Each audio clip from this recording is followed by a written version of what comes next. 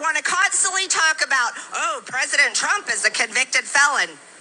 Well, you want to know something? The man that I worship is also a convicted felon. And he was murdered on a Roman cross. Number one, did she just compare Trump to Jesus, Jamarcus Christ? Number two, what if I told you that both Democrats and Republicans is full of that shit you flush down toilets, Republican shit that stank smo?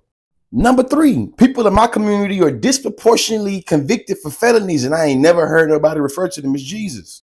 Number four, y'all don't find it suspicious that these folks been hollering about law and order and how we should conform to the law and disrespect law enforcement this entire time, only for their Lord and Savior, Donald Trump, to be convicted, and all of a sudden now, the system is it's all bad, man. It's all corrupt. Number five, do y'all know people that look like me represent 48% of people serving life sentences, life without parole, or virtual life sentences?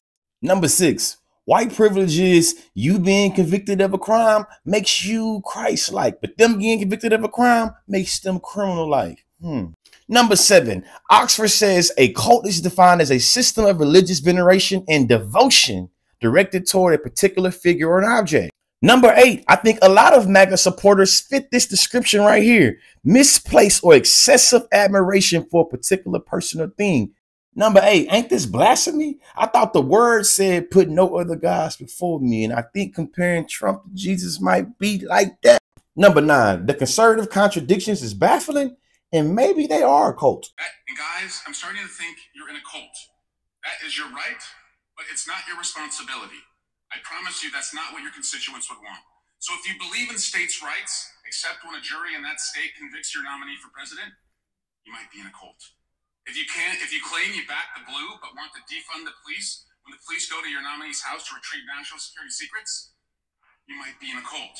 If you're supporting a guy whose felony convictions prevent him from getting a security clearance, you might be in a cult.